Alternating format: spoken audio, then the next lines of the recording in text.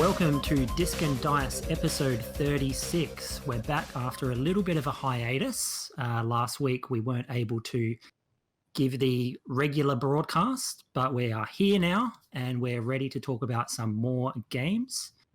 As always, joined by my co-hosts Timmy and Paul. And how are you guys doing this fine evening? I'm doing well, thank you. I'm loving that. Like we were a few days late doing the episode, and it's become a hiatus. And then like now that we're recording again, it's a broadcast. Like we just absolutely changed the game. It's all relative, Timmy. Come on, don't sass me. I know we usually say, yeah, I'm going good, but I gotta be honest, I'm freezing. It's so cold at the moment. It has been cold, hasn't it? Yeah. Is it like I saw something that it was last night was the coldest night in 70 years in Adelaide? Is it cold where you are? It was colder the morning yesterday morning. So normally we get your weather, so maybe I'm about to cop it. But this morning was like pretty cold.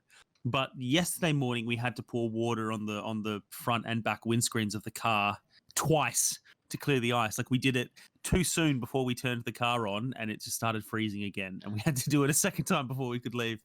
Yeah, you have to be careful with that because I've seen many videos of people just making the water just a tiny little bit too hot, and then you've got no more windshield. But I imagine, Paul, down where you are, it might be a little bit cooler or colder than what it is where I am. I don't know what I'm really basing that off, but I just remember McLaren Vale always being like so much colder than the city when I used to go down there to visit my mum. Hey, did you just dox Paul? But anyway, moving the subject right along from JT dropping personal details on the pod, between the last episode and this one, there has been a demo dropped for System Shock. And JT, I believe you had a look in at that one. I did. It's funny. I've been a fan of the System Shock series without ever really playing it. I played like a bit of a System Shock 2 demo, like on the PC Power Play demo discs that they used to give out. And I enjoyed that little demo, and then sort of hadn't really looked into the series much since then, outside of a little bit of sort of lore research as you sort of do on, the wiki fandom sites. But they've dropped this new, it's not really, I think it's called Remastered, System Shock Remastered, not Enhanced, which is what I think they released System Shock 1 Enhanced, which was like a slightly updated version, but this is like a kind of like a fresh slate, completely rebuilding the game from the ground up.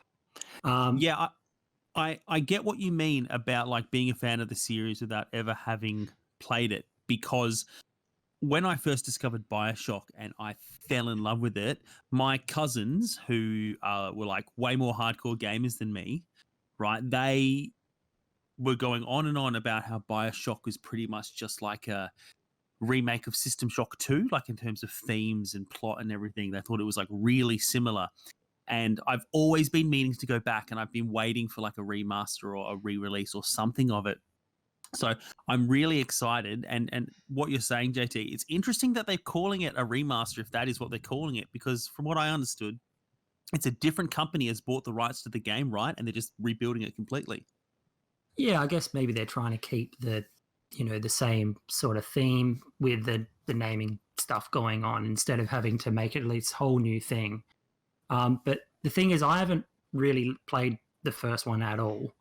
And so I'm not sure if it's like verbatim, everything pixel for pixel sort of remake. I'm not sure if it's like that or if they've sort of taken some liberties and changed things up a bunch.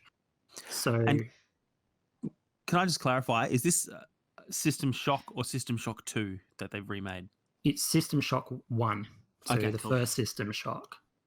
In terms of like the remaster remake thing, I haven't played this, but I watched someone else play it because I think the demo is about like 15-20 minutes long. In terms of just the look of it, it looks like a remaster. And by that I mean like this doesn't look like a new game from 2020. This looks like a decades-old game with high-res textures. Like, not in a bad way at all, but like that's kind of the vibe I got from it. Yeah, I did as well. There's some details you might not pick up on if you're watching the video versus playing it, and that's at so standing far back from, say, walls and textures and any object that you would normally see up close at the screen. It's actually quite stylized. It's like kind of like pixel art if you look at things up close, and so it's meant to look sort of like high res, low res. It's like this weird sort of amalgamation of having pixely looking textures, but everything else is looking updated. So you've got all these like crazy lights and effects and stuff. But then if you actually walk up to, say, a computer screen, it looks like you're looking at like Doom sort of graphics almost. But they've sort of given it this depth as well. And I really like that about it. And so I'm not sure if it translates well in watching, like I said, watching it over like a stream or YouTube, but actually playing the game, you really get the effect of it. I was going to say, I wonder if, like, perhaps in buying the rights, this company has bought access to the original code, and maybe that's why it still has that vibe of a remaster. But JT, what you're describing sounds much cooler. Like, perhaps they have just, like, you know, they bought the rights to this game, and maybe it's not just they saw a market opportunity. Perhaps they like really do have a love for this game, and so they're paying homage by even having this stylized version that looks like the old version of the game that they loved. That's quite an interesting route if that's what they've gone for. Yeah, like I didn't specifically notice the things that you mentioned, JT, but like I said, like I'm not saying it as a negative that it looks like this. Like I think it looks cool in that stylized way. I think the thing I probably noticed most was it's got that feel of an old school 90s game where 3D is new and everything is sharp edge polygons and things like that, which like I really liked that. I liked that it doesn't look like a modern game where it's like a modern graphics engine. It looks like you're playing a game from back then where, you know, they had to do everything with just less polygons, so you get a lot of real straight edges. Yeah, I actually reckon it's definitely not accidental or anything, and I think you're right. They didn't want it to look modern. They wanted it to have modern flair and modern architecture, like in things like physics. It's got physics stuff, and you know, as most games do these days. But I think you're right that they've sort of taken a bit of a retro approach to it, but just with a different sort of spin. But without having played the first System Shock, it's really hard for me to compare outright. You know, I've watched a couple of old videos of the original System Shock, but you know, not having played it, I really enjoyed the demo. I really liked everything just feels like it's got like I don't want to use the term weighty because that's not really the term, but everything's very punchy. Like you push the buttons, everything's really satisfying to use, and for me, that is most apparent in some of the puzzles. And I've really liked the hacking and puzzle mini games, and a lot of games do them pretty well. I think BioShock had some pretty cool hacking mini games in it, and this is sort of, I mean, this is I guess the precursor to the BioShock series in a way. System Shock came before BioShock, I think. So yep, it's probably got a lot of those similarities in some of the content. But I'm really enjoying the little puzzle games that they've got in there. Maybe not challenging, but they're very satisfying to partake in. Yeah. That was something that I actually wanted to mention. And I don't know whether you can answer this because, like you said, you haven't actually played the originals, but I also have never played the originals. But watching this, I was really surprised by how many puzzles there were. Like, I felt like, you know, this is only a 20-minute slice of gameplay or so, but compared to something like BioShock, I felt like this had so much less combat than a game like that. And the combat it was completely different. But there's so much puzzling. Like, you know, there's like you kind of have to work out a puzzle to open a door, and you actually have to, there's like a puzzle in game. That was another thing I kind of liked, that the puzzle doesn't open up like a new screen. the actual sort of UI for the puzzle is in the game world, if that makes sense. Yeah. But yeah, I was surprised at how involved it looked like that, and that it had things like an inventory. Like, do you know if the game has crafting and stuff? Not that I could really figure out, although there are things you can interact with and upgrade. Kind of, I'd say very similar to what you would find in a game like Deus Ex, Right. Okay. where you've got you upgrade things like implants, and I think that might have some sort of loose crafting system, but I didn't really see anything like it when I played the demo. I'm not sure if that means it's not in the game or if it's just not in that part of the game that I played.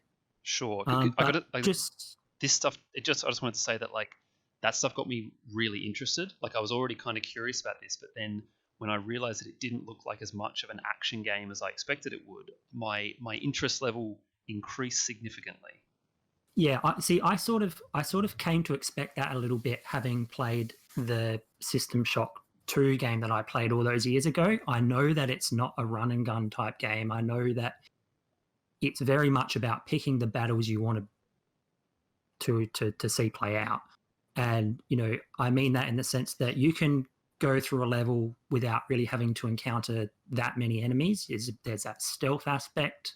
And also, even though it might seem sort of linear, I'm not sure if you picked up on this when you watched the video you watched, but the levels are actually quite non-linear. There's little paths that you just wouldn't even notice. Like if you really explore the level, you can find little vents and things to go through, and hidden doors that might take you through a different way that might bypass a room full of guards or something like that. And I found that quite interesting. I sort of didn't really expect that too much, having played System Shock 2, but it looks like they've really pulled it out to kind of like almost like a thief game, like you don't have to encounter all the enemies if you don't want to, and you can just bypass and explore a little bit. Do you think, like, being a big fan of the BioShock series, and obviously BioShock, at least the first one, was very much a spiritual successor to the System Shock games, like, they have the namesake and everything. Do you think, knowing what BioShock was, or what the Shock series became, do you think that what you're seeing of System Shock 1 there, with it not being a run and gun, and it, you being able to circumvent having to face certain enemies in what is otherwise a quite linear game, do you think that was maybe limitations of game development at the time, and BioShock is what they wanted to do with that, and in a way it's become more beloved because they couldn't do that? Or do you think that just BioShock just took it in a different direction? I'm really not sure. If I'm judging by the demo, it all seems pretty deliberate. Yeah. And it's hard to say, but you compare it to something like BioShock. BioShock is, I mean, maybe not now, but if you were to put yourself back when that game first came out, it's mind-blowingly beautiful, and some of the best stylized themes that you can sort of hope for in a game. It's got that I can't remember the style. It's not brutalism. Art Timmy, you might be able Deco? to help me out. Art Deco, that's the Deco. one. And that that's something that may not have been possible back in System Shock days for whatever reason, especially not an underwater environment. But System Shock's set on a space station, so that might be a little bit easier to pull off, So there might be that kind of thing happening. But I don't particularly think that they hoped to make System Shock into something more. It seems, like I said, it seems pretty deliberate and like very refined for what it is. I guess BioShock is also like I feel like System Shock around that time it's a PC only game, and like gaming's a lot smaller then, and it's probably the equivalent now to like some kind of little indie game, whereas when BioShock's coming out, like that's a big game, it's got like a big publisher behind it, there's a lot of money involved, like it's I guess they probably also wanted a game that's more accessible in that way. Like I know the sort of the final boss fight in the original BioShock is kind of, that's the famous one for, they didn't want to put that in, but they were told like, you got to have a boss fight like that. So like Yeah. maybe some of the gameplay in BioShock, not I know Timmy's the great Bioshock defender, but not to say like Bioshock's sort of just what the publisher wanted, but I would like posit maybe that it had to be more accessible than those System Shock games, considering the cost. Yeah, and I guess that's kind of what I was asking, right? I mean, you're positing that it was less about limitations and more about that they were being backed by someone bigger by that point. But that kind of brings me to a next question. Do you guys know if Ken Levine or the 2K team or whoever it was that was involved with Bioshock, did any of them come from the System Shock series, or was it just kind of like someone else taking that idea and running with it? That's a good You question. might know, Paul. I'm not sure. That's actually a great question that perhaps starts to answer your last question now that you mention it, because I think Warren Spector was the guy who was in he kind of came up with the original System Shocks, and he's the guy who then makes Deus Ex. So I would think maybe that rather than System Shock is them trying to make Bioshock and they can't, maybe System Shock is them trying to make Deus Ex. And later on, that would make so much more sense to me. Yeah, later on when they have played both those games. Yeah, when they have the technology to do it, like Deus Ex is the game that Warren Spector goes on and makes after that. So that's cool. Okay, so I just did a quick little research here while you guys were talking. So System Shock, like you mentioned, 1994 first-person action adventure video game by Doug Church and Warren Spector, and that one is. It says here action adventure role-playing game, and System Shock 2 specifically says role-playing survival horror, which seems much more in line with Bioshock. And System Shock 2 was designed by Ken Levine. So I guess like the difference that we're seeing between System Shock 1 and Bioshock is probably going to be seen between System Shock and System Shock 2 as well. Yeah. Hey, we figured it out, guys. If you want anyone to Google things about video games, then get in touch with us, discanddice@gmail.com, because we can read Wikipedia articles like no one. And here's the juicy bit. System Shock 2 was originally intended to be a standalone title, and its story was changed during production to be a sequel to System Shock. And that happened when EA signed on as publisher, so they owned the rights to it, and I think they came on and went, "Hey, let's make this for brand recognition." Now, here's something that just quickly on that point, it's interesting because it seems like System Shock 2 is the one, like that's the more famous one that people talk about. Yeah, absolutely. Yeah, that's what I was gonna bring up. Oh, yeah, and I'm kind of curious if are they redoing or doing this remaster or overhaul for System Shock 1 because they want to sort of stay true to the series and have the first one and then do the same thing for the second one, or did they have the choice and then willfully choose the game in the series that received less attention for whatever reason? I feel like going on what you were just saying, Paul, System Shock 2 is the objectively better game according to a lot of people. Mm-hmm. Why didn't they just go straight to that and maybe even rename, call it something else, or call it System Shock, but then have it based on System Shock 2? I feel like those are all things that are possible. Like this company are remaking both, as far as I know.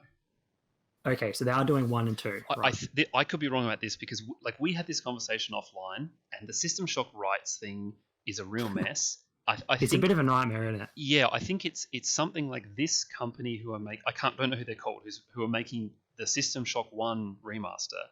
They are doing System Shock 1 and System Shock 2, but a different company have the rights to like new System Shock games, and so they are making System Shock 3, but it's not the same people. So yeah, it's all a little bit of a mess. But there's a whole lot of System Shock coming. Why can't Mum and Dad just get along? And at the risk of turning this into a podcast where I just recite facts I'm reading on Wikipedia, it's interesting, JT, that you mentioned you likened System Shock a little bit to Thief before, because Looking Glass did it as well, didn't it? Because Ken System Le- Shock is actually Thief. Ah, Well, yes. Ken Levine is known for his work on that first Thief game. I He was a think big this is part of not. that. So I feel like this is not uncommon though. The further back you go in the gaming industry, because yeah, that's true. it's this huge industry Mhm. now. But you go back to like the mid to late '90s. I think the pool of talent for making a game was probably a lot smaller, right?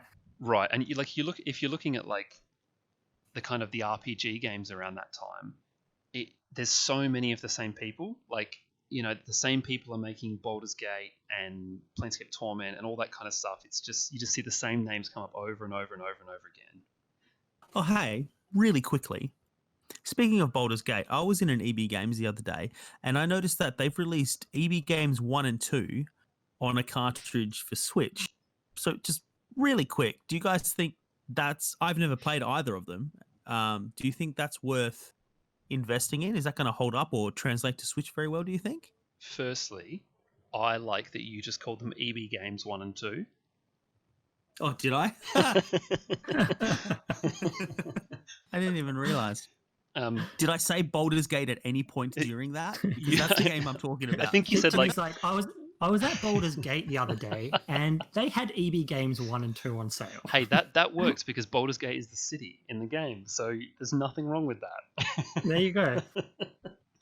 To be honest, I don't know. I feel like those are the kind of games that I cannot ever imagine playing without a mouse. But maybe they've done a lot of really good work with like the touchscreen on the Switch to make that workable. Yeah, I don't know. I couldn't say. It's not something I would get for a console, but who can say? Yeah, I know it's a very great game. Like Baldur's Gate series is great, and a lot of those older D&D based games are very, very good. I only ever played Neverwinter Nights, I think, and maybe a little bit of Temple of Elemental Evil. The further back you go, the harder they get. That's all I know, because they're based on like the more hardcore D&D rules. But if they're on sale, man, go for it, pick it up. But that's what I have been playing in terms of demo games, System Shock 2. But I understand that some of us have been getting into the beautiful, magnificent world of Lego. Timmy. Absolutely. So, my two boys are obsessed with Lego in all things.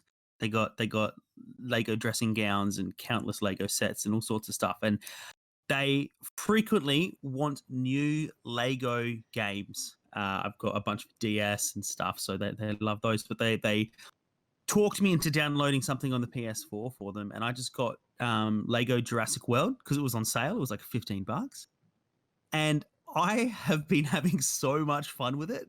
Like, it's been one of those, I bought it for the kids, but like, I'm finding any excuse to not let them use my PlayStation so that I can play it. Are you playing it? Sorry, are you playing it with them or are you doing it solo? Oh, so sometimes we play it with them. I've actually been playing it multiplayer with like split screen with Shayla more often than not. So we've been going through it because the boys kind of just they prefer the free play, like just being in the world and like tearing around and doing whatever. But they constantly want new vehicles unlocked or new characters or whatever, or they want at least the studs, the currency to at least purchase the characters when they come across them. So Shayla and I have been smashing through the stories, plural, more on that in a second. And the boys have just been having fun. So I'll jump on with them and stuff. Like, one thing I think I'm going to keep coming back to a lot when I talk about this is these games are heaps more fun with somebody else, I think. Like, you could easily sink a lot of time into it, just like ticking boxes and like trying to get as much done as possible. But it's way more fun when you've got another person to do it with, because a lot of the time it takes like kind of two character abilities to do one thing, and you can swap between characters if you want, but it's a lot more fun having someone there going, oh look, I'll give you a hand up here and then you kick down that ladder for me and that'll let me get high enough to shoot this so that you can swing across that, stuff like that. But I'm getting ahead of myself because I'm so excited to talk about this game. Lego Jurassic World, I downloaded it for the kids. I haven't watched or I hadn't at the time, watched the Jurassic World movie. I didn't have like a lot of interest in that ongoing franchise. But we fired it up, and the first thing we noticed is that we could choose to play the story mode for Jurassic World or for Jurassic Park. And in fact, you know how like a lot of games, before you get to the first menu, the first time you fire it up, it will play like a prologue kind of mission or story cutscene sort of thing. This one did the opening scene from Jurassic Park. So straight away we were like, hey, this is cool, because, you know, Jurassic Park is I'm the perfect age for that to be my childhood, right? So really stoked for that. And it just got me playing straight away. And we went through and did Jurassic Park. And so that was already unexpected. But once we finished the Jurassic Park story mode, it unlocked the Lost World. And I was like, oh, okay, cool. So then we did the Lost World, and that, of course, unlocks Jurassic Park 3. So we were able to go through the stories of like every Jurassic Park film that had come out to that point. So that's the 4 movies, heaps of story, so much to do. And it ended up being such a worthwhile investment. Now, I'm pretty sure you guys have played other Lego games before, so it comes as no surprise to you that these games are actually really polished. I think they're really nicely made, and I think they're like a perfect amount of difficulty for like an all ages game, because you can easily miss things and finish the story and not go back and unlock every other little thing that there is to do. But if you want to pay attention, or you've got an eye for problem solving, or you're a completionist, these games have a lot of, you know, hidden moments and hard to find unlockables and Easter eggs and all sorts of cool stuff like that. I couldn't possibly agree more. Like like JT and I played heaps of the original Lego Star Wars game, but I didn't play it with, you know, any kids or anything, but you definitely get that sense that the game is so perfectly balanced between being ultra accessible, like it's so forgiving in terms of like dying and messing things up and stuff like that. It just like throws you back in the world, and you know that there's never any real penalty for death or anything. But at the same time, like you were saying before, it's just like it is like a collector's heaven. Those games, there are so many bars and, you know, screens of things where it's like you got to get all these characters. You collect this many coins and you unlock this. If you get all the red bricks that are hidden in each level, then you unlock something else. And yeah, it's like JT and I put a lot of time into, like I said, the Star Wars ones. And I think the thing that we were going for, JT, was we wanted to try and get true Jedi on every level, which is when you just like collected enough. What are they? Just like Lego studs. Studs, like that's right. Lego pieces, yeah. Yeah, you just have to collect enough studs and you get true Jedi. And that was kind of our thing, is we were going through like, all right, let's like true Jedi every level. But then as we did that, it would be like, oh, well, let's get the red bricks while we're here. And then I think we found out there were gold bricks, which there was like one of in every level, and they were extra hard to get. You had to have certain characters unlocked to use their different abilities, which is like a whole nother part of the game. And yeah, the minifigs, I think those were maybe. Yeah, that's right. And we got so into that, and I think the only reason we stopped playing it is because like I think JT moved house and he was too far away to just come over all the time. Yeah, I actually think we wanted to 100% it, because I think the percentage that you've completed the game is sort of like somewhere on the menu that's sort of always hovering over you, like it's always telling you like you've only completed, you know, 20% of the game. I think we wanted to do 100%. I think that was always the plan. But I think we were sort of going like, all right, let's get True Jedi's first. Let's get the chip multiplier. What are they called? I can't remember. You know, and then we unlocked the multiplier bonus for like getting the things, and you know that was super satisfying. Like seeing all the like how much money you made in the bricks. But yeah, and look, I agree as well. Like the one thing that I can only praise about that game is that at no point have I ever really felt frustrated playing it. And it's a platformer, it's a puzzle platformer, and generally what people think of when they think of that genre is like there's going to be tough moments, it's going to be tough levels, there's going to be a lot of dying at some point, but it doesn't ever really get to that point. You're, like you said, it's accessible. You're always challenged, but not where you can be challenged. but you never want to put the game down as a result of something being too hard. Hey Timmy, I wanted to ask you about the Jurassic Park one, because I played only that Star Wars one, which I think was like one of the first ones they did. Do they still do the kind of charming thing of telling the story of the movie but with no actual dialogue? In Star Wars, so short answer, no. And I don't know why I started by saying in Star Wars. I meant in Jurassic Park. What they've actually done is they've got dialogue audio from the movies. So, like, they haven't had the cast come in or people come in and done imitations of them, but they've actually got dialogue from the films. Right. So it's actually Sam Neill's voice saying exactly lines from the film. But it's quite clever. It's still very charming, right? Like, because they've made this all ages, everybody always gets out of the scrapes they're in. So like I'm going to spoil Jurassic Park. That movie's from the early 90s, so too bad. But Muldoon gets killed by velociraptors, right?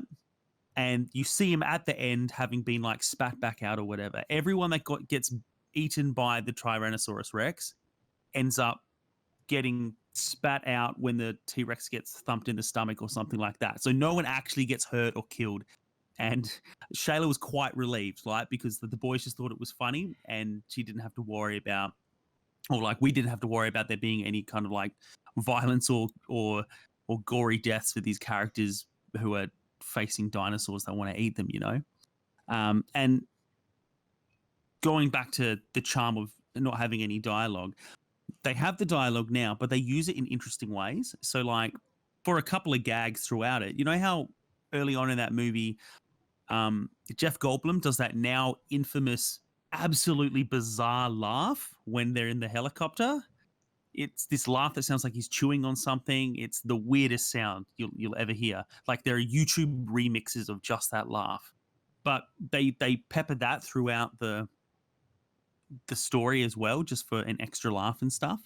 So it's still given a lot of thought, but it doesn't have that no dialogue charm that you asked specifically about. Sounds like they know their audience if they're kind of like playing up a meme as well. It's not just been kind of churned out as just a licensed cash in.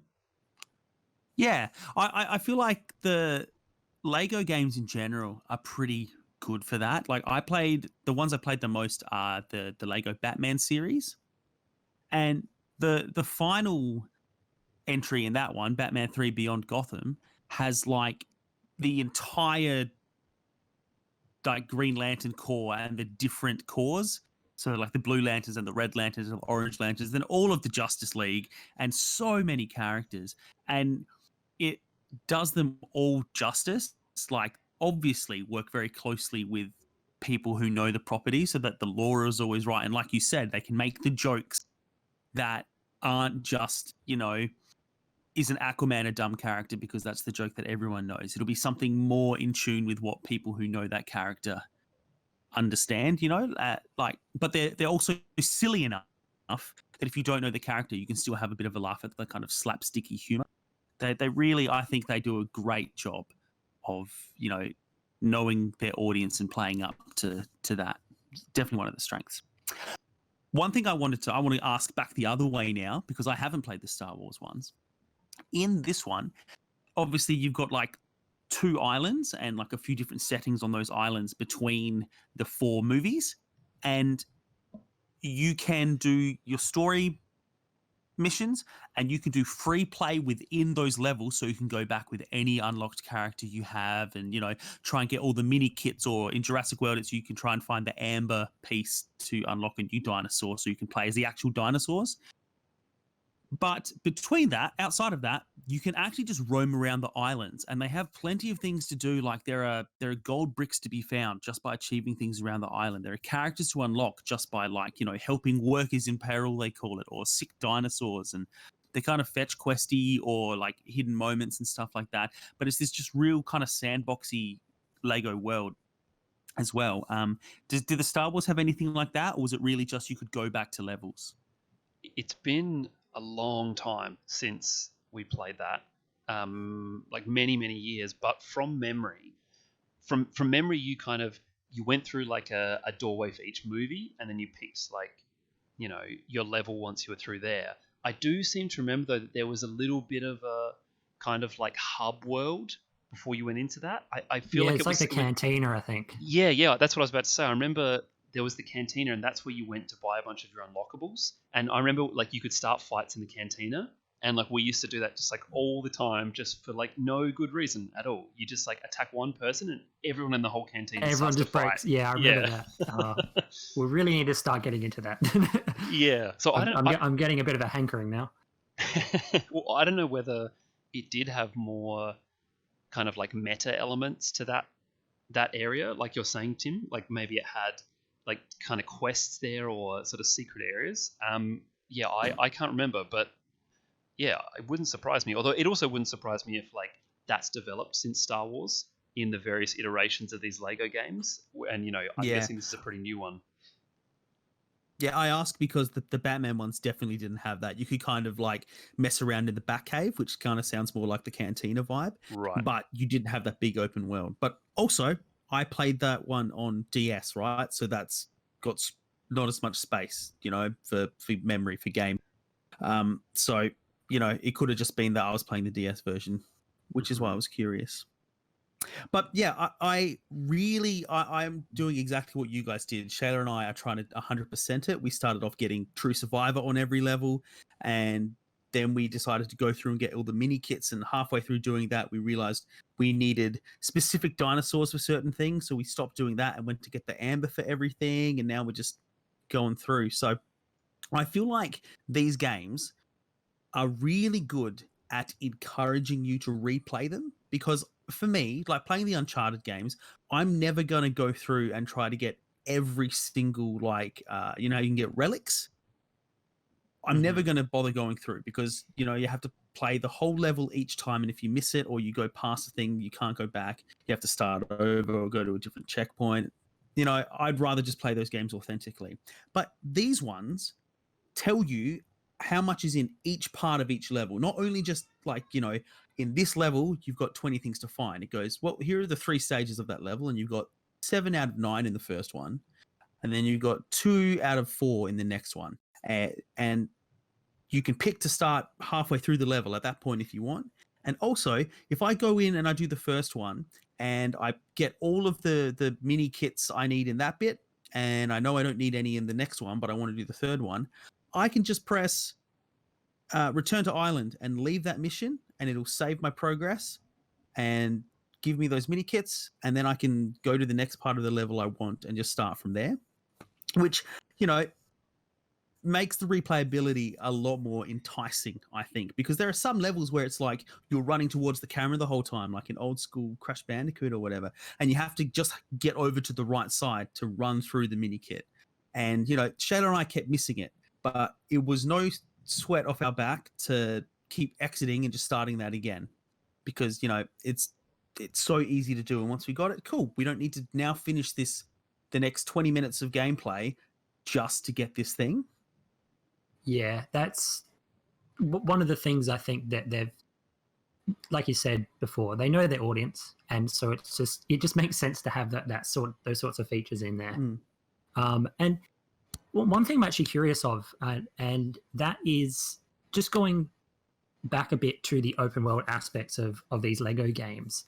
I remember there was a completely open world Lego game at some point, but I can't remember what that was called. And so I'm curious if either of you guys or anyone, you know, like Shayla or maybe the kids or anyone have actually gotten into that, because I can't remember, like, you know, it's the kind of game that makes sense to just have like this open world where you can, like, Minecraft type situation. Yeah, I just downloaded a game for the boys called Lego Worlds. I think that's the one. Yeah. The way I describe it would be Minecraft but Lego. Like, Right. it's just you start on a new planet. Like, it starts you in space and you go to this planet, and it's just procedurally generated, and you got this whole world, and it's very much like Minecraft in that you can just build or destroy or, you know, whatever you need to do, except that the world is a bit more filled out. Like, this world might have like vehicles around the place, or like more like a broader range of animals, or like more fleshed out architecture. You know how you get to like it'll create villages in Minecraft, but they're kind of very small and just for the sake of looking like a village when you come across it.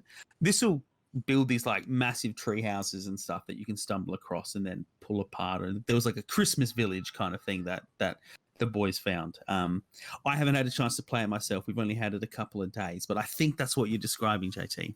I think that's the one I was thinking of. Yeah, and it might be an MMO or have some MMO. It has an adventure mode.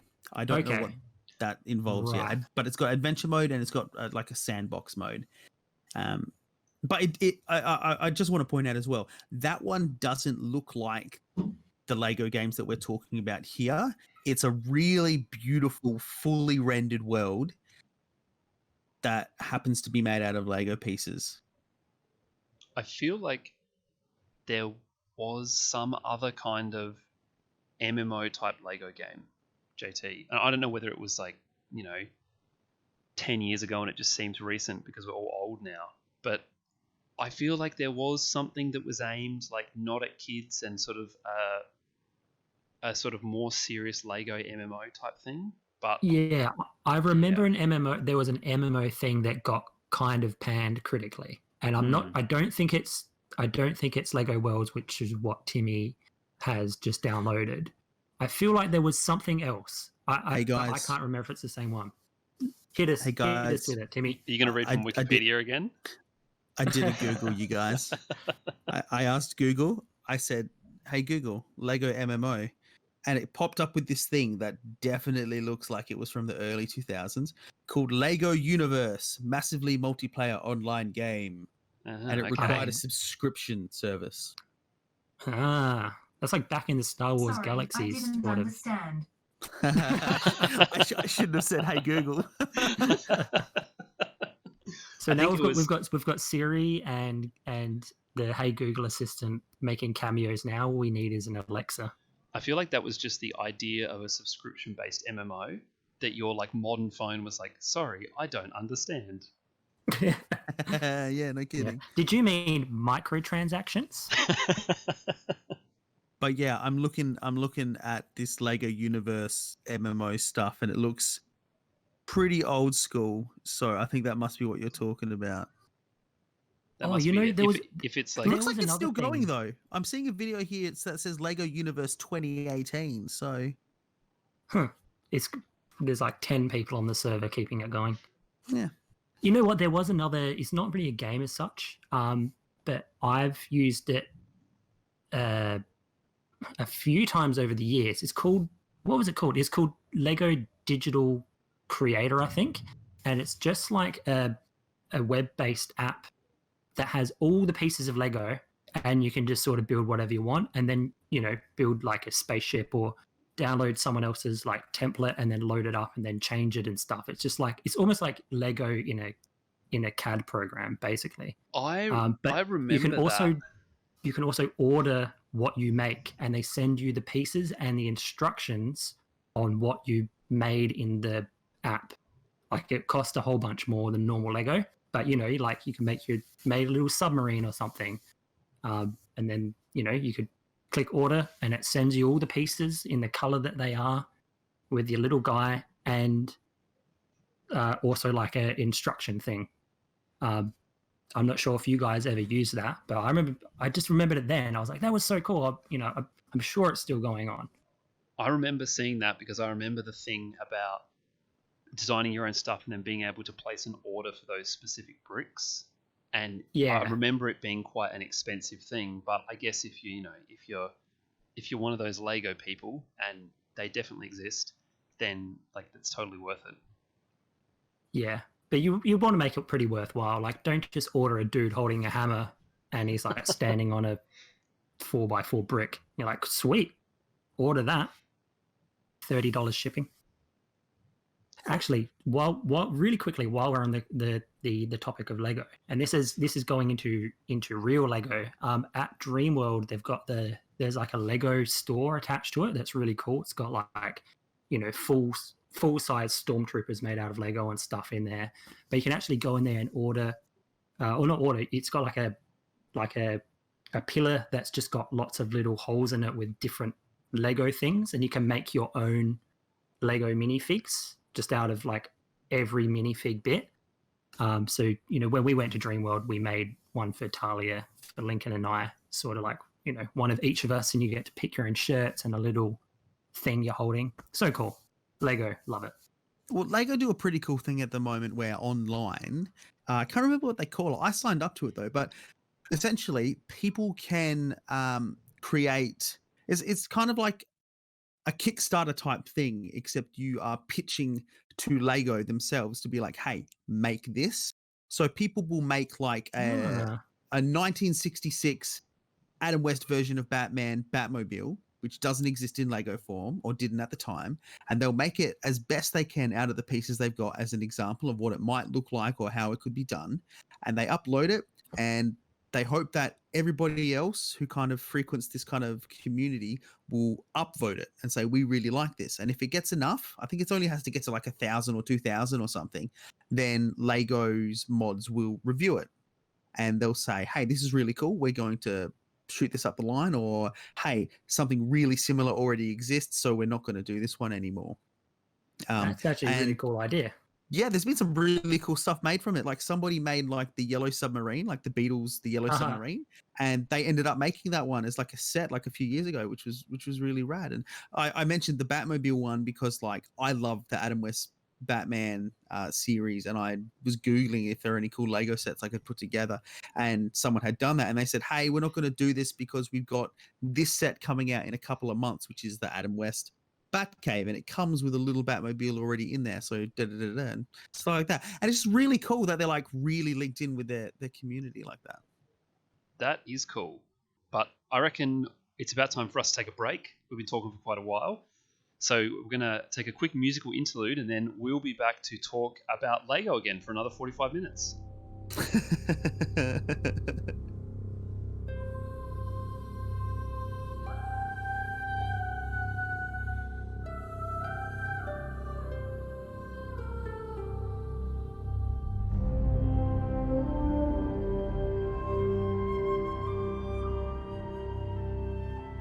Welcome back to Disc and Dice.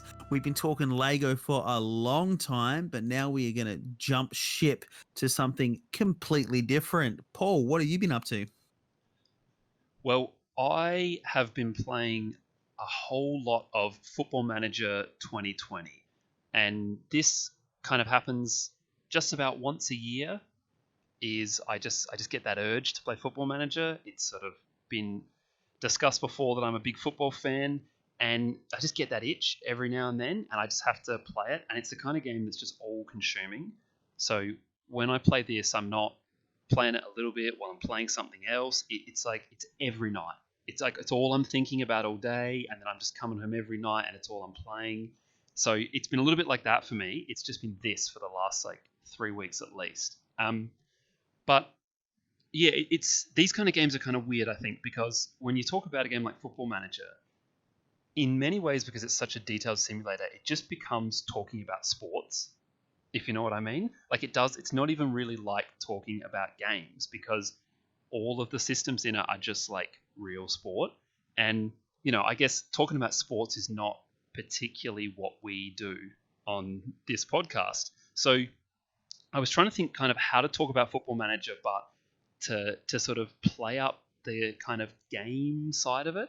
And I wanted to kind of give you guys an example of something that happened in the career that I've been playing, to sort of try to present how many kind of interlinking systems there are in the game, because it's obviously like it's a simulator of sort of the whole football world, from the games to the transfers to the media interactions and the running of the club at sort of a higher, more administrative level. Like all of that is kind of in there, and it all comes together really nicely. And I've been playing this career where I was managing a German team in the lower division, and I'm kind of trying to build them up to get to the top division to try and like challenge to be champions there. And I had sort of this thing that's happened over the seasons that I've been playing, which I think is a really good indication of why I love Football Manager so much. So in the first season that I was playing, I got this player to play for my club on loan. So I didn't like buy him. I loaned him from another team. So I don't pay all his wages. He doesn't cost me much money, but then he goes back to that club at the end of the season. And I had this guy for 3 seasons on loan just because his other club were happy to let him play for me. And so he stayed there for 3 seasons. He was like really, really good for me. He was a young player. He just kept getting better and better. But after 3 seasons, his club, which was a club in France, decided that he was good enough now for them to use. So they took him back and they said, no, you can't have him on loan anymore. But one of the systems that's in Football Manager is it has kind of like a relationship system between people, and every individual in the game can develop favored people and favored clubs over time. And it's based on, how long you spend with a team or whether you're successful with them and things like that. And because this guy had been at my club for so long, he had developed like a favored club thing for my German team.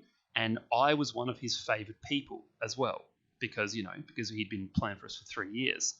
So fast forward 2 seasons, and I'm in the higher division now with my team. I'm a lot richer than I was back when he played for us. And so I decide I want to try and buy this guy because he was amazing for me then. He's even better now. He'd be like a star player for me. So I start to kind of look into this, and I inquire with the club he's at, and they say they want me to pay like 18 million for him because he's a really good player and they don't want to sell him. So I kind of start to sort of have a look at him a little bit more closely, because this is kind of one of the ways you can go about trying to get a player in Football Manager. And so I have a look and I see that like I'm his favorite club, or my club is still one of his favorite clubs, and I'm his favorite person. And then I also see that his brother is one of his favorite people, and he plays for the same team he's currently at now.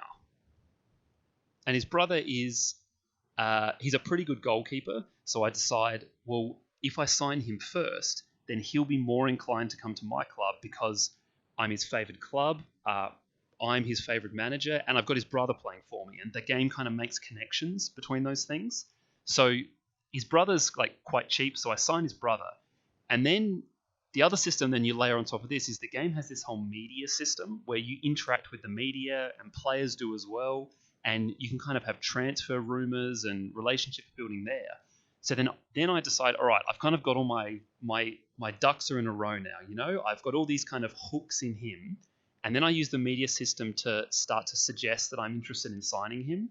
And because all of these other connections have been made, it works really well. So he kind of responds to that by saying like he's really interested in changing clubs, because he likes the club already. He likes me as a manager. And he'd really like to be able to discuss a transfer to my team. So then when I go back and restart negotiations with his club, rather than them saying they want 18 million for him, I'm able to kind of barter a little bit with them and get the price down because he said he wants to leave. And so I've got a bit more leverage there. And in the end, I get him for £8 million or whatever the currency is rather than 18, which is, obviously a huge saving. But I just thought it's a really good kind of exemplifier of all the different systems here that are in the game. So it's sort of like all of these layered on top of each other kind of come together when you do something like this to make a transfer. And it's kind of cool because it could only really work long term. Like you can't kind of game this in a couple of days in the game, because I'm only able to do this because he spent 3 years with my club 5 years ago and stuff like that. And it kind of builds those connections and they become important later on.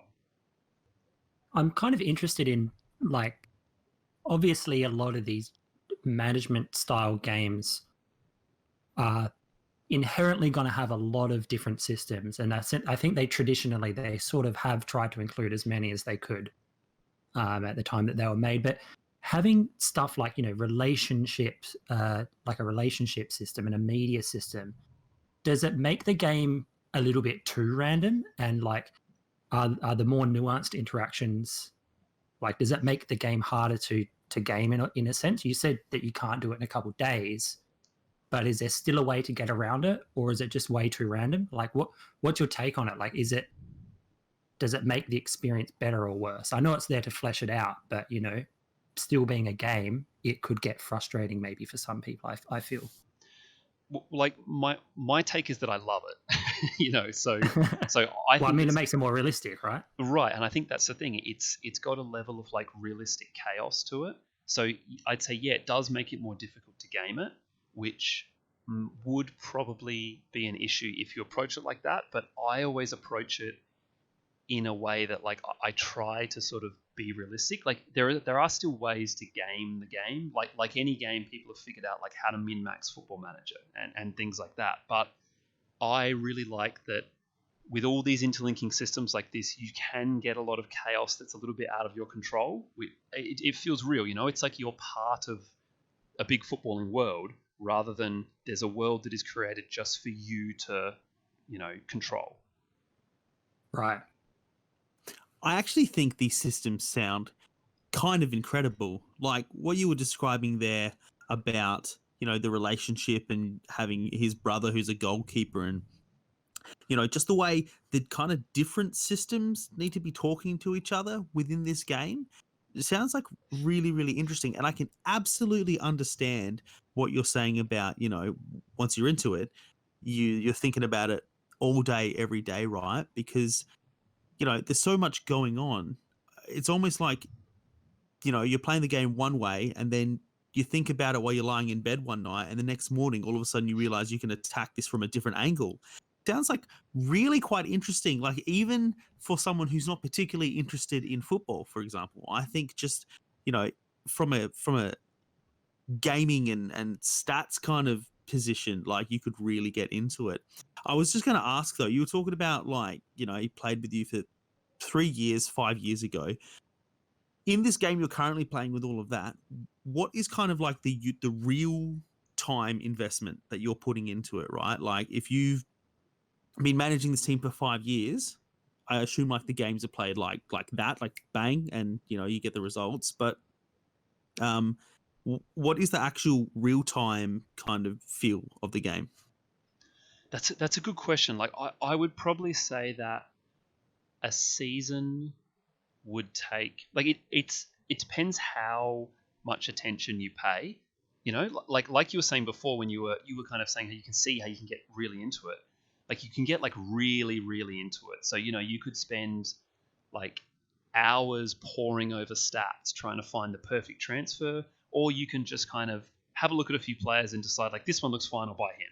So I guess it varies, but I would say that I reckon I would do a season of the game in. I reckon between 10 to 15 hours would be one season of the game. So, if you do the maths there, I've played a lot of Football Manager in the last few weeks. Yeah. Actually, just a funny story I wanted to tell about it because a friend of the show, Flynn, who you guys know as well, we used to live together, and there was a period once, he's a big football fan too, where we both got massively into Football Manager, and everything just kind of worked out perfectly at the time in terms of our work and our study, and we really didn't have a lot of commitments for about a 2 or 3 week period, and we played so much in 2 weeks. It's all we would do. We would just wake up in the morning and play, and then go into what we had to do, come home and play. And I think in 2 weeks we both got to 4 days of playtime in the game. My God. And that's one of my proudest achievements. You could almost put that on your resume. Management experience.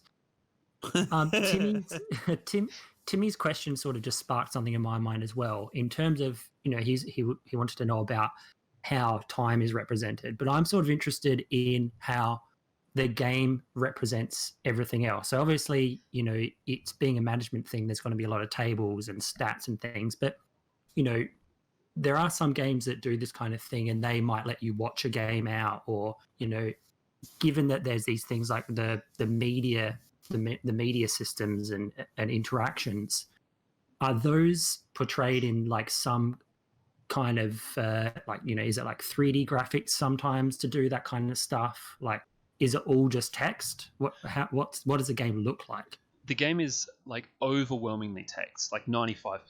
So all of that media stuff, everything like that is all just text. Like you have photos of the players and things like that, and there's some things like that. Like the players have photos, the club logos and stadiums have pictures, but overwhelmingly you're just dealing with text and numbers almost all of the time. For the games themselves, there is a 3D match engine, but it's very, very rudimentary, so it doesn't look anything at all like FIFA or something like that. And that's because the point of it is not to present it like that. The point of it is to sort of simulate it more like a real game. So yeah, there isn't much in the way of kind of graphical representation of things. But you kind of made me think of something interesting when you said sort of like how is stuff presented in terms of like the numbers and stuff. For some of the things you get just hard numbers. So for players, how good players are at various things like shooting and passing and tackling, you can see their value from 1 to 20 in all of those things, and it's like a game in that sense. But there are lots and lots of other hidden things in the game which, when you go and scout a player, you get a report, and a lot of that stuff is contained there. So there are hidden attributes that are things like how often they get injured, or whether they can handle pressure well, or whether they adapt well to moving to a new country. And that stuff you can only get in the reports, and you don't get like a 1 to 20 value. You just get like, they'll just say something like, doesn't handle the big games too well. So that means that they can't really handle pressure that much. And you kind of have to read those reports carefully and look at those things and sort of weigh all your choices like that. And I like that sort of some of the game is very gamey and that you get hard numbers, but some of the game is more kind of nebulous like that, and you have to do a bit of guesswork, which is fun.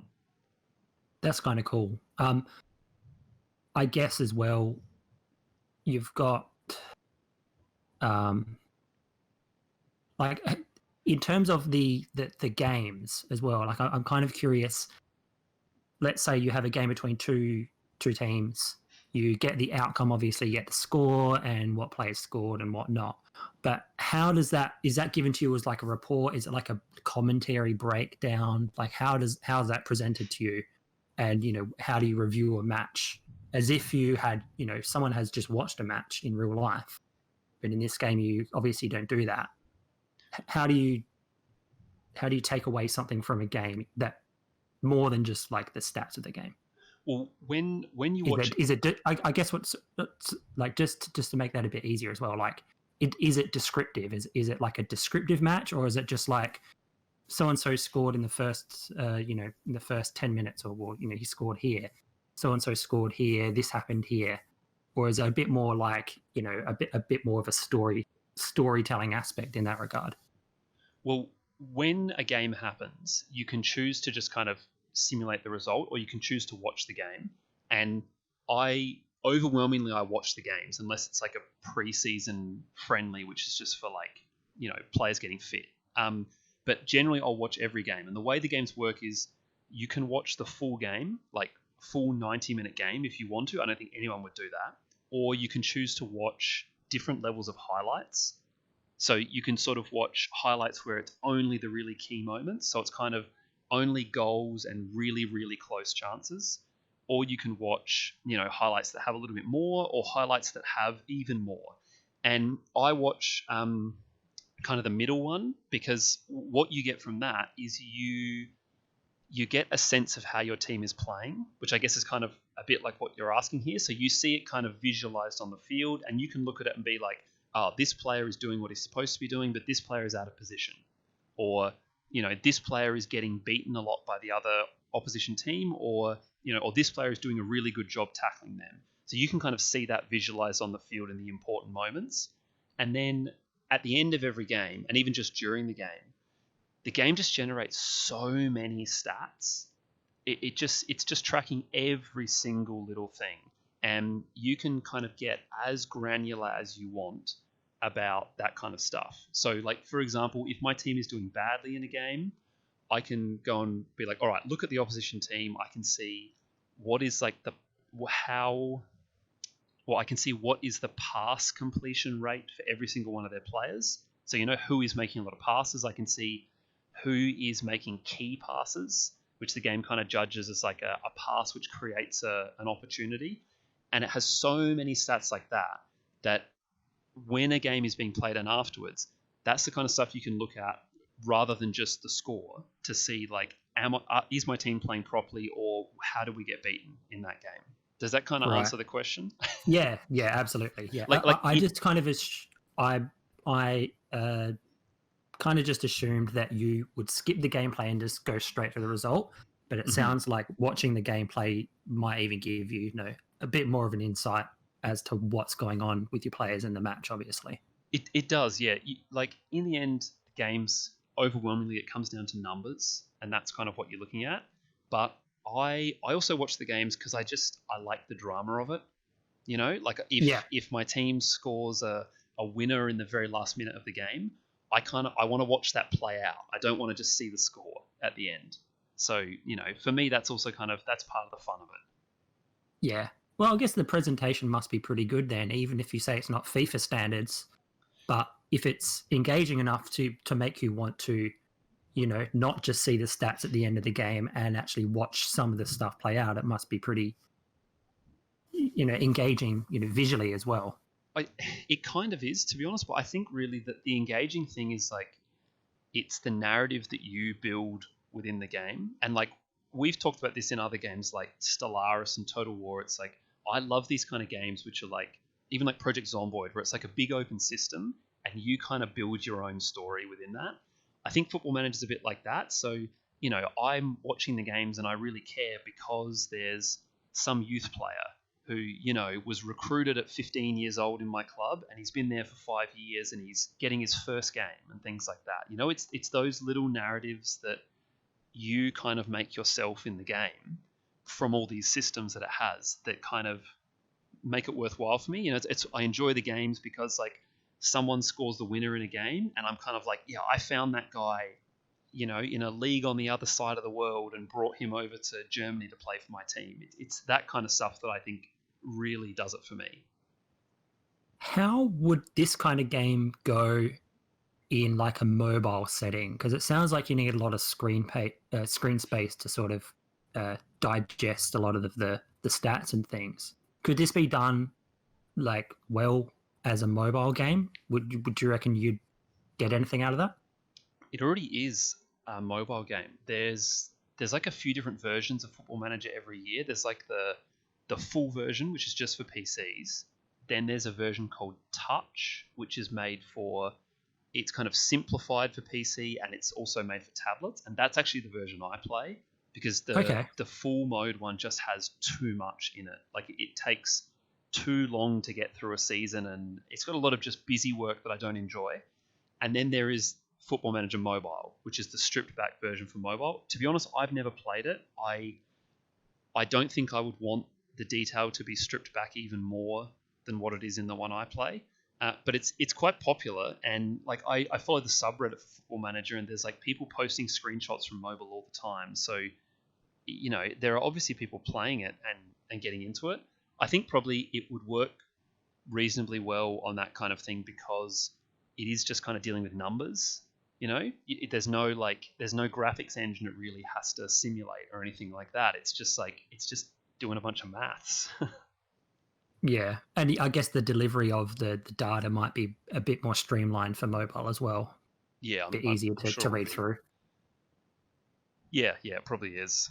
But yeah, so I've been smashing Football Manager. I've been playing, like I said, a hell of a lot of that, and it tends to become kind of all-consuming when I do.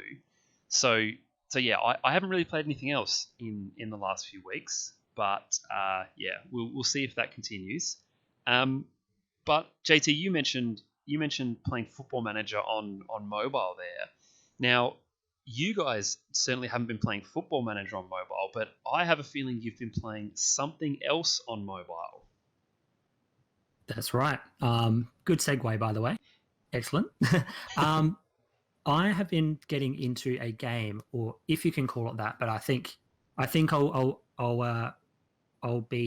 give it the liberty of being a game just for the sake of discussion. But an app on the iOS store, I think it's on the Google store as well, called Evolution, and it is pretty self-explanatory in terms of what the game is about.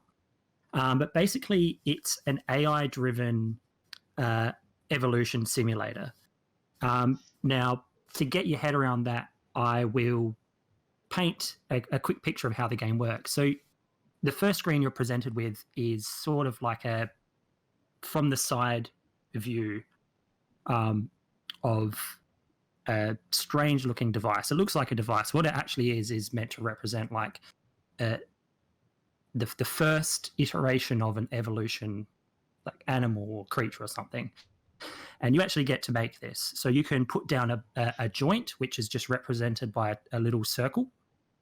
And you can connect joints by a bone, which is just represented by a line. And then you've got muscles, which can go from a bone to another bone. And that's represented sort of like by like a long ellipse. What you then do is you tell it an activity that you want to do. So if I'm looking now, there are 4 that are available to me. There's running, jumping, obstacle jumping, and climbing. And there's a couple other settings that you can mess around with, like, for instance, population, which I'll get to in a moment, and seconds per generation, which I'll also get to in a moment. What you then do is you click, there's one button down the bottom, click evolve. What it does, for instance, if I'm telling it to run, it's now got a distance meter at the bottom of the screen, and it drops down however many things you asked it to populate. So I normally do 20. So it drops down 20 mutations of this thing that I've put down. Each one is doing something slightly different. It does that for 10 seconds in my instance. You can set it for longer.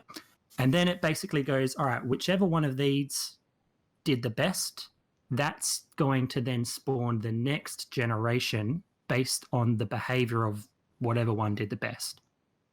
And basically, you can watch it, have a go at all the little things it's trying. Sometimes they do funny stuff like, if you make a thing that looks like a pair of legs, basically everything will fail within the first few generations, but bit by bit, if you understand how evolution works, very small changes over time sort of add up to that progress. And it's the kind of game where you can play it on the bus or maybe not in the car if you're driving, but if you're sort of commuting to and from work, it's fun just to see this thing work and go from generation to generation.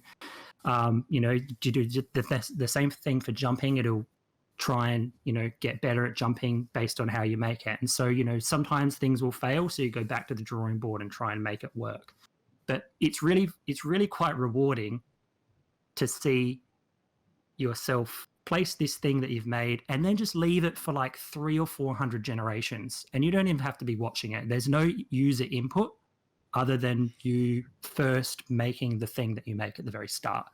And I've made this dumb looking thing that looks like a completely botched worm type thing and set it to try and climb. And I've been like, this is never going to climb. It's just falling down the stairs. It's making no progress. Left it for 80 generations, came back to my phone, and it had somehow, over time, figured out how to jump up the stairs. And you get to see it make that progress if you were to watch it. So cool little time waster. I'm really enjoying. I actually really like playing this sort of when I'm lying in bed at the moment. Just sort of like, it's kind of therapeutic.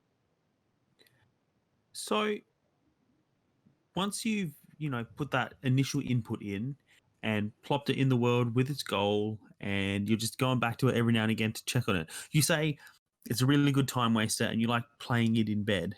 But from what you described, to me, it sounds like I would whip it out and have a look at what my little creature is doing now in its 400th generation, and can it climb the stairs yet?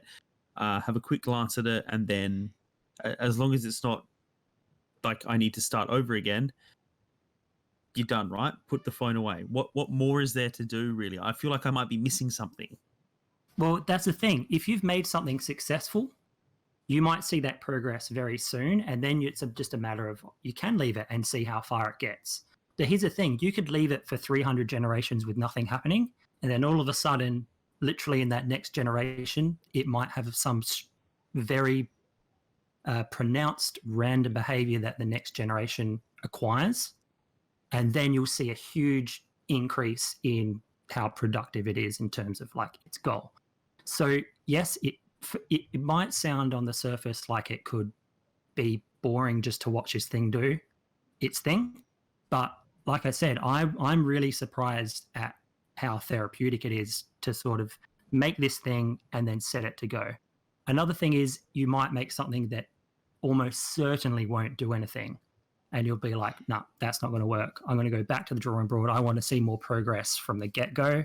I want to start seeing this thing, moving a bit more or jumping a bit higher within the first 20 generations. So you go back to the drawing board, you rejig some things or start from scratch.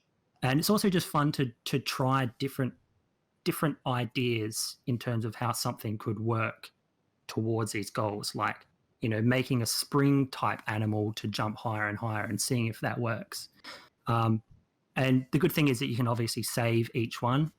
You let it go for 300 generations or something, but then you want to make a new thing because you're bored of that one, or you want to do a different different course or obstacle.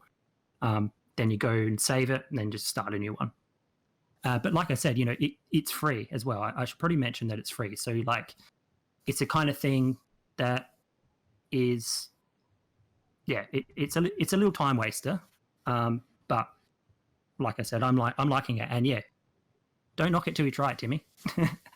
Back on when Tim was asking a question about sort of what you do there, after you saying like you hit generate and then you watch it go through these like evolutions, is there any interaction after that point of kind of, I guess, you kind of set those starting conditions and you tell it to go? Can you jump in at any point and interact, or you just see where it goes and then at some point you decide like, I'm done with that, I'll try a different one? No, as far as I can tell, there's no interaction with the actual simulation. The only interaction you have is at the very start, and then you obviously choose the parameters. But that being said, you can change. You can pull something that's completed 300 generations of, say, running, and then you can use that from that 300th generation in a different obstacle. I mean, that's maybe the closest thing in terms of like changing the interaction. But other than that, there's no gameplay per se, but it's very much just to make something and then see how it goes. The thing that this makes me think of is, do you remember that game Spore, the Maxis game that was about like taking control of the evolution of a species? Like obviously that was like a fully fleshed out full video game, and obviously this is a different thing, but like, is there any kind of similarity there? There is a little bit in terms of generate like something inheriting the properties of the previous generation. Spore did that, probably more in more of a visual sense, and like to somewhat of a behavior. But like I said, this is like almost completely AI driven. So yeah, like I said, it's a very loose gameplay element to it, but it was in the game section of iOS store. So that's why I just sort of checked it out. I was like, oh, that looks interesting. But again, I wouldn't call it a game, but it's a gamified version of like a simulator, I guess. I guess that universe sandbox game is kind of similar in a way, right? Like there's no game there. You just kind of make a change and see what happens. Pretty much, I'd say so. I mean, even in that game, you can jump into a simulation and do things though. But this is a very simple game. But I guess the reason I want to talk about it is just I'm surprised with how simple this game /app is, and the amount of enjoyment I got from even just sitting there watching it try and do its thing. It's like, it's almost like maybe it's like having a child and you're seeing it sort of take its first step. You see it like, when I did the climbing one, I was like, I made this, the first one I made, it finally made it up the first step without trying to like latch onto it and then tumble down the stairs. And I was like, oh my God, like I was so proud. So you're a proud father now. Yeah. It's a parent simulator as well. I should probably put that in there as well. What's the best you've done then in terms of like I I guess I'm just, without ever having played or seen this, I'm imagining like what's the extent it gets to? Like, can you make something that evolves into like a bipedal humanoid? Is that possible? So it's not. So I should kind of go back. It's not like the thing that you make doesn't evolve physically. Its behaviors are what is changing. How it moves, how it chooses to when to tense its muscles or when to pull. Like, I guess the muscles are the things that sort of really the drivers, but it's sort of doing different algorithms and different tiny little mini behaviors that it's then sort of learning for the next time. But the actual thing you make stays the same. The behavior that it's doing is the thing that's inherited from generation to generation. But it's really interesting to see some stuff that looks completely stupid and then seeing how it actually works at like that micro level. You're like, oh my God, it just figured out how to do like a little bunny hop, or it just figured out how to roll itself. You make a thing that looks like it's going to run, but it has inherited a behavior of figuring out how to like turn itself into a circle so that it rolls and then sort of goes forward that way. So again, it's called evolution for that reason, I guess. But yeah, it's an interesting visualization of the evolution process as well. If it's something that I feel like a lot of scientists or maybe educators as well could bring this into the classroom and say, hey, here's how this works, as sort of an example. That's an interesting idea. Yeah, I mean, who knows? Maybe that's what this was possibly even made for in the first place. But I'm really enjoying it. It's, will I be playing it forever? Probably not. But the fact it's free, and I've already probably wasted about a good 10 hours on it in terms of actually on screen time. I'd say probably worthy of checking it out if you're interested in a simple mobile sort of game. But on the topic of mobile games, I think, Timmy, you also have a mobile game that you have been getting into, one that or a franchise that we've all come to know and love. Yeah, so I have been playing a whole lot of Magic Spellslingers. Magic here, of course, being Magic the Gathering, the collectible card game.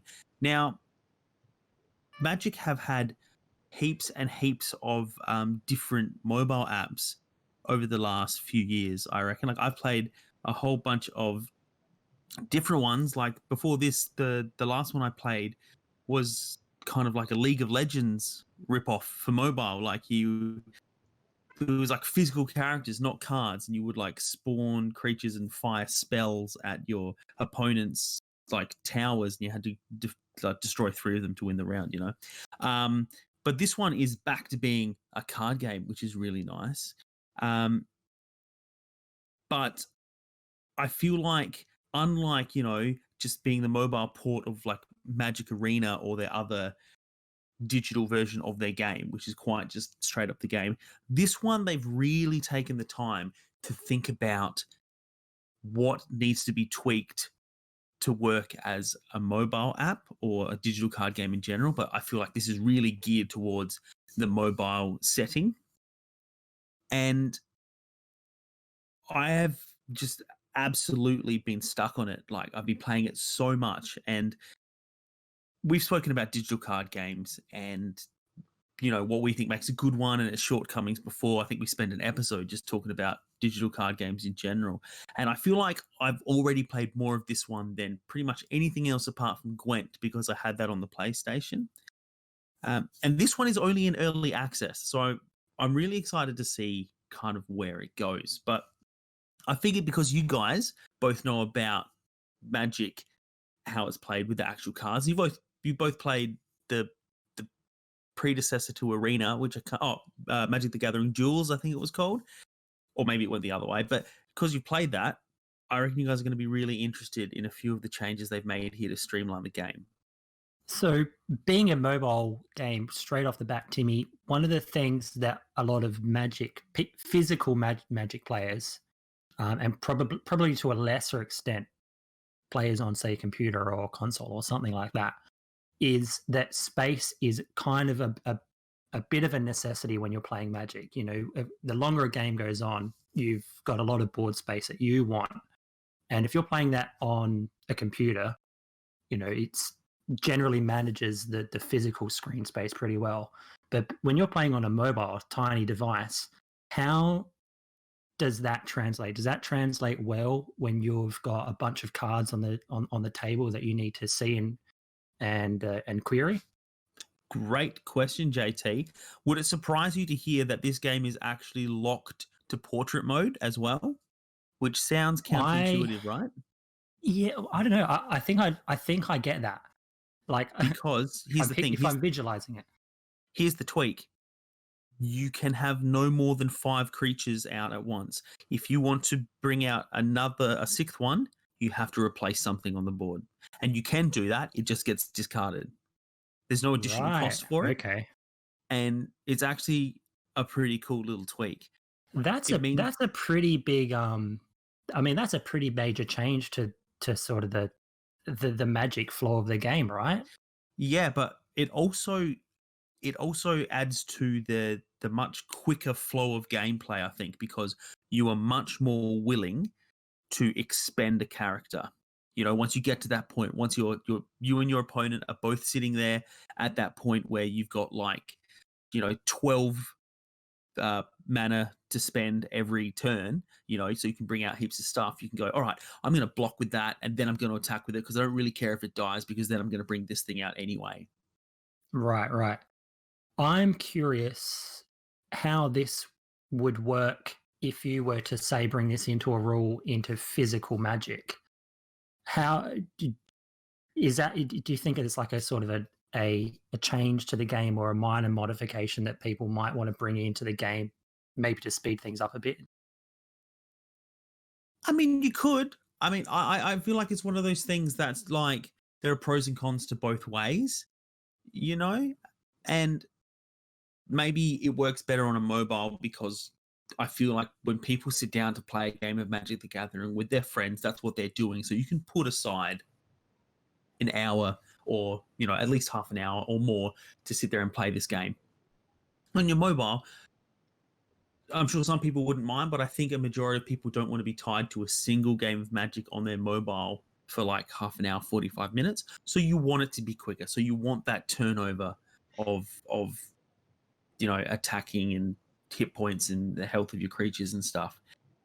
As well as that, I will just add quickly before we get more into these tweaks that unlike normal Magic, your creatures don't heal at the end of every turn as well. You know how all of your monsters always go back up to full health at the end?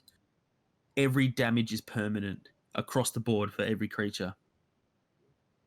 I can see how that would speed things up. Yeah.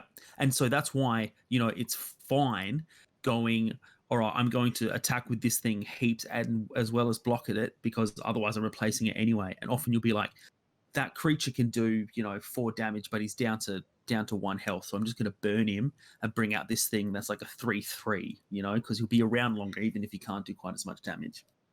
Doesn't that mean there's a bunch of cards that you couldn't really use in this style of gameplay then? Because some cards almost rely on the fact that they're going to be getting pumped back up to full health at the end of the next round.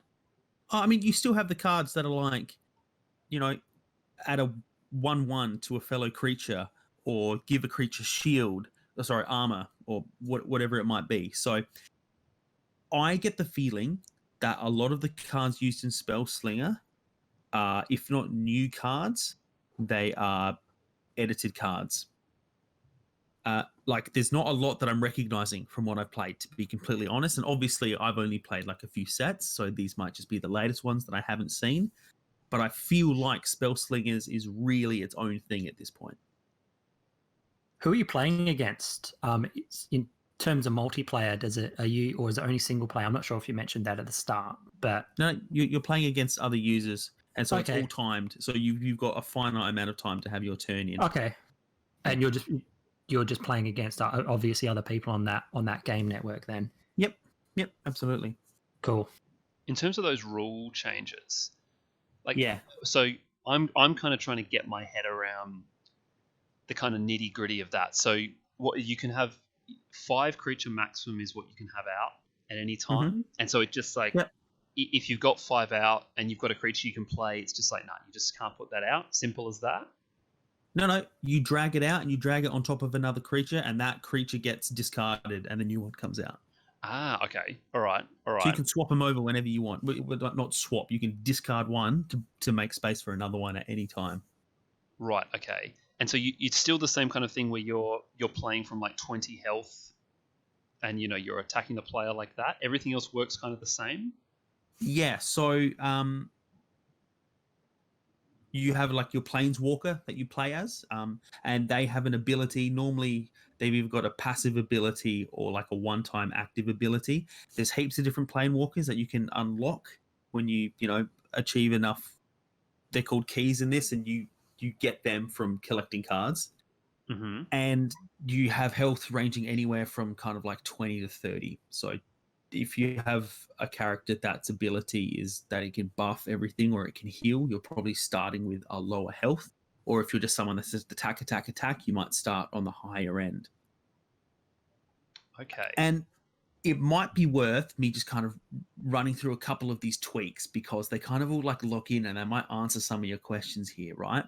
So I was talking about how you can only have 5 creatures out and you can replace the creatures that are in, and so you might just like burn your creatures really quickly to allow you to bring in that new one because you're at your max. One way that they make that very easy to do is if you attack with your creature on your turn, you are still able to block with that creature on your opponent's turn. It doesn't exhaust it until your next turn rolls around. So I think that's a significant change as well. Okay. And also the start of the game is a little bit different in that if you go first, you only draw 3 cards. So it's far less than your normal starting hand. If you go second, you get to draw 4 cards, but you also get a one-time extra mana. And finally, the important thing here is there are no land cards. You don't have to hope you get a land card and put it down. You just get an extra mana gem every turn. So your mana is always going up by 1 each turn, which if I recall correctly, is how they do it in Hearthstone.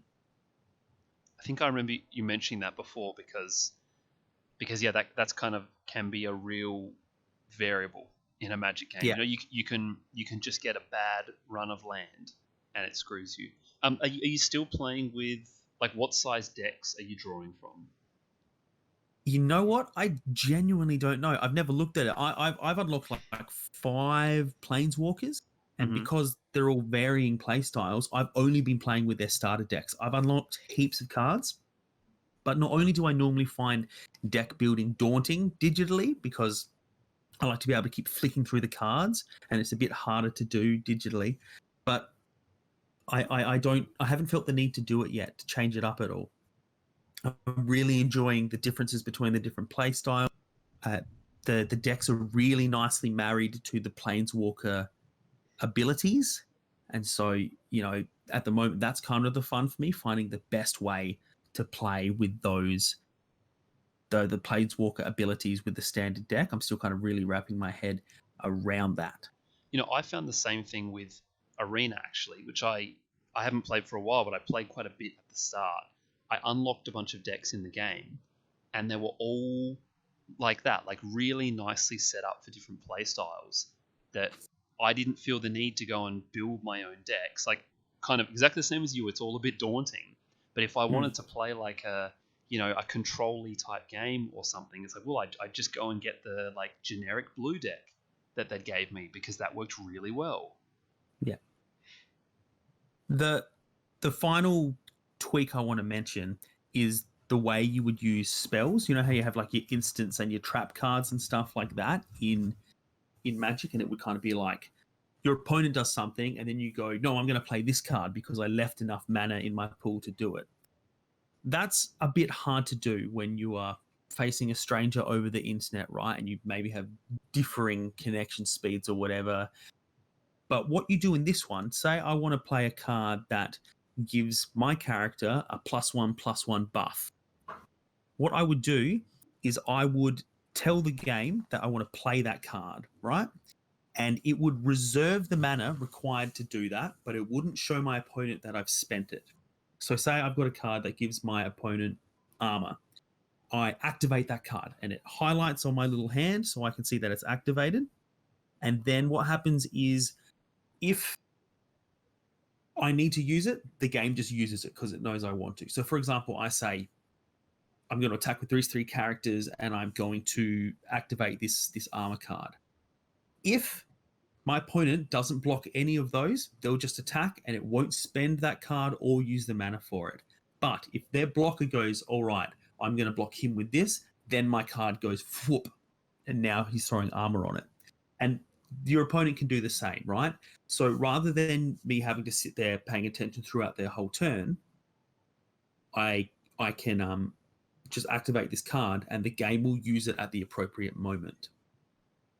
It also means, depending on when it's used, it could go on a character that I wasn't meaning to use it on. So if I attack with 3 characters and I would use this card, your opponent gets to choose what they're blocking, and they can do it in whatever order they want. So whichever unarmored creature they block against first, it's going to use the spell on that. But at the same time, if they don't do that at all, that spell card will stay active through my opponent's turn as well. So then when they attack me, if I block with one of mine, that armor will pop up and activate as well. And I actually really like that. I think there's no reason that needs to be implemented in the actual physical card game. It's much more exciting sitting there and going, haha, I have this.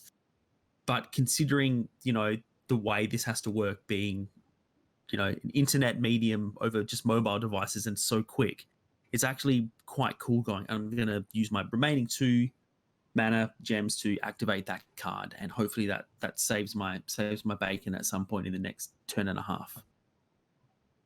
I'm a little bit curious as well, just going back to it working on the multiplayer spectrum of gaming.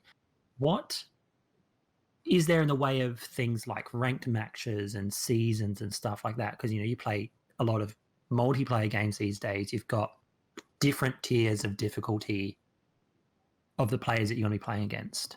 Is there any sort of like a ranked system where you play against some like really competitive people, or is it really aimed at just being a bit more casual? So the game is in early access at the moment, and from what I can see on the interfaces and stuff, it seems like a lot of that is coming. In short, every game is ranked at the moment.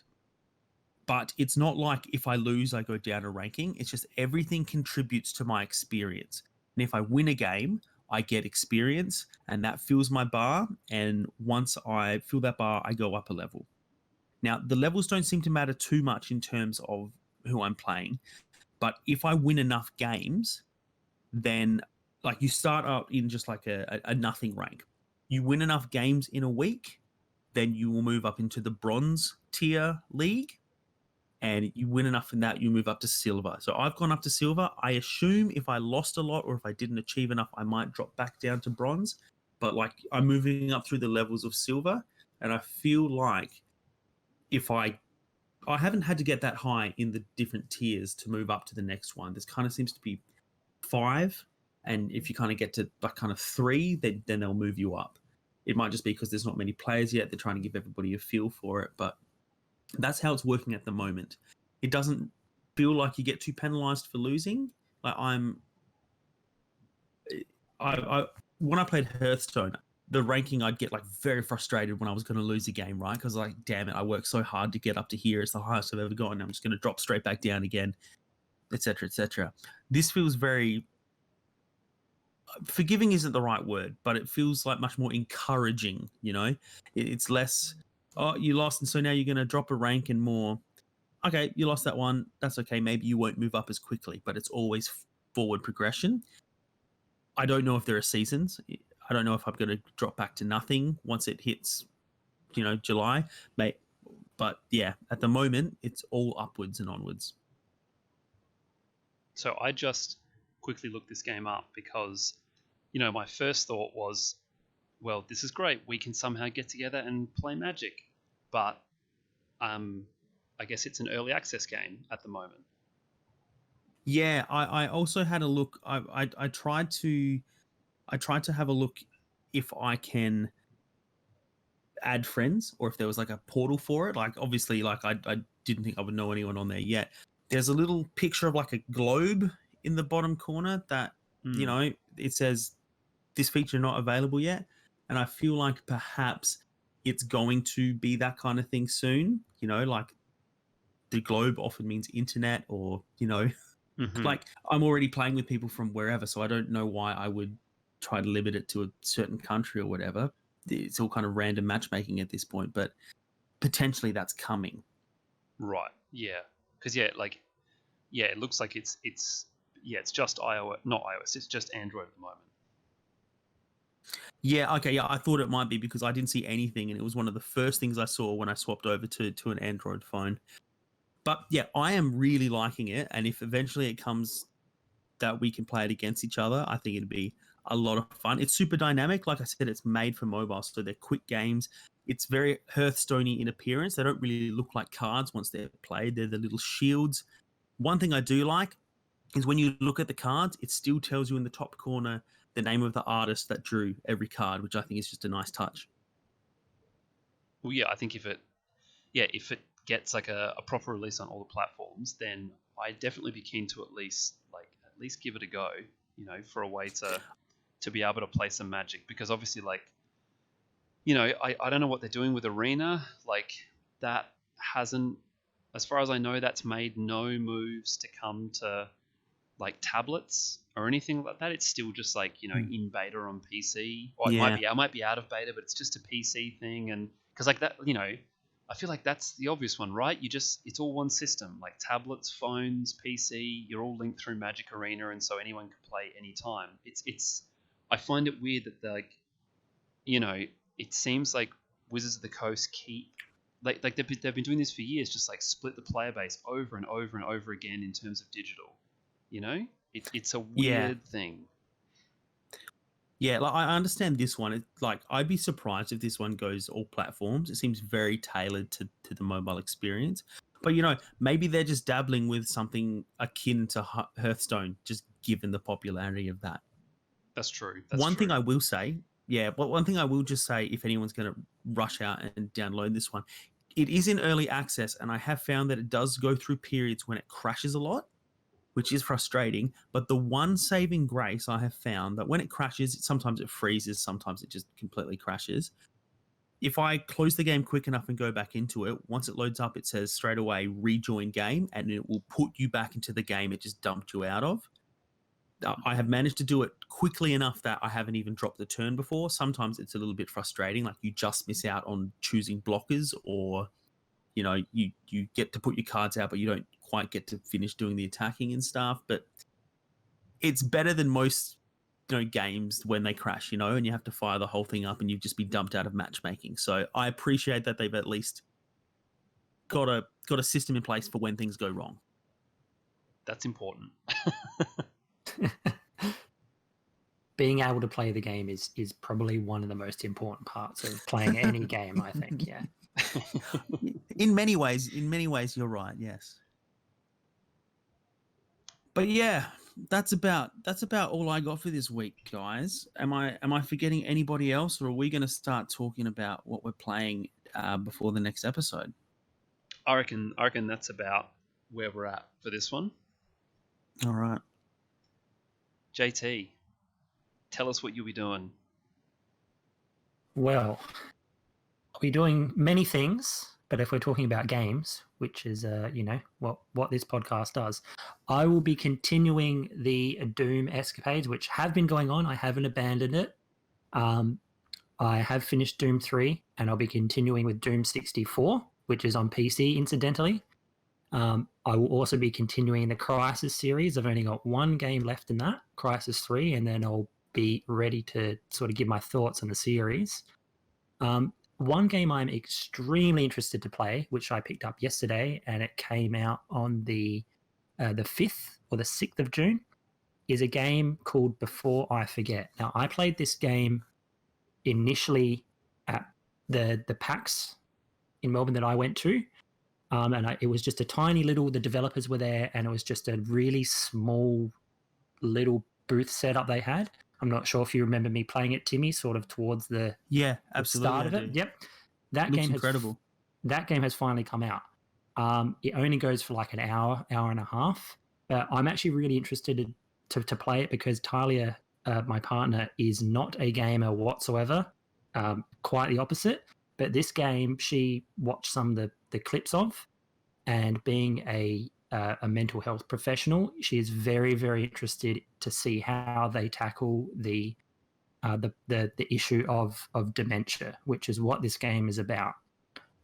So I'm really, really interested to play that and sort of give you guys a bit of a clue as to what the game is ultimately about and how they go about doing that. So really, really, really looking forward to that. But that's probably about all I'll be getting into. Paul, what about yourself? Well, to be honest, it's a bit unclear. It depends if the Football Manager buzz wears off or not. If it doesn't, like, I'll literally just be playing that for the next 2 weeks. And if I do kind of get over that, I think Last of Us 2 comes out next week, if I'm correct. 19th. Right, that is next week. Yeah. I have to see how I'm going. If I'm out of that, like, the Football Manager cave by then it's got to be that, doesn't it? Like, it's got to be Last of Us 2. Surely that's a day one purchase regardless, man. Yeah, that's what I'm thinking. I think, I've got that PS4 sitting there that I basically never played. It's time to make use of it. Absolutely. And Timmy, what about you? That's probably like coming up a big one for me. I've kind of every time in the last kind of like week and a half, I've gone into a shop and looked at games. I've gone, you know what? No, I'm not starting something. I'm saving myself. Last of Us is coming out. But that hasn't stopped me from downloading the PS Plus game of the month. It's Call of Duty World War II. And I don't really play any of the online stuff for Call of Duty or anything, but I don't mind some of their campaigns, and they're not very long generally because, the focus for them is on that multiplayer. So I thought I'd give that a whirl considering it's free. I heard from a couple of people that the story in this one was particularly exceptional, and I heard from a couple other people that it was absolutely forgettable and not worth your time. So I'm excited to see where I come down on that one because, like, my favorite Call of Duty title is World at War, which is also a World War II one. So who knows, maybe they can recapture some of that magic. Hey, just quickly on Last of Us 2, I'm gonna go out on a limb here, which I don't think is too much of a risk here, and say that I think we're going to have another Disc and Dice expansion episode in the near future about that one. Yeah, I think we're going to have to. I thought you were going to go out and proclaim it Game of the Year without it having come out yet, which, potentially pretty safe bet as well. But yeah. All right, well, that's it from us for this week, I think. So if you want to get in touch and suggest to us some other games to come out to break me out of the Football Manager haze, or if you've found another mobile game that you think one of us should check out, then you can always get in touch, discanddice@gmail.com. You can suggest a discussion topic. We've been trying to get a discussion topic in for a few episodes now, but we've just always played too many games. So if you've got a suggestion, let us know, and that might be the impetus we need to have one of those in the near future. On social media, you can find us on Twitter at Disc and Dice. You can search for us on Facebook. We're obviously called Disc and Dice there as well. I believe, thanks to Timmy, we're now on all the other places. We're on Instagram, we're on YouTube. All the social medias, we're on them in some form. So do find us there. Do, follow, subscribe, all that stuff. We appreciate any support that anyone gives us. But that is the end of our episode for this week. Thanks guys again for joining me. It always feels awkward now. I feel like Timmy, last episode you did something else, and I could hear you. I could hear you sweating there. But Yeah. basically, I just went. You can find us here. You can find us here. You can find us here. But until next episode, that's about all we got for you today. So thanks for listening, and we'll see you next episode to talk about games. I just went straight into see you later after it. Paul, I just assumed that the silence that came from you just then was just you thinking about Football Manager again. So we see the thing is, when I edit this, that silence will be gone. But none of this confusion is going because we've got to figure out a better way to end these rather than the awkward things. So yeah. So yeah, we're done for today. That's our games for this episode. We'll see you all in a couple of weeks to, as always, discuss some more games.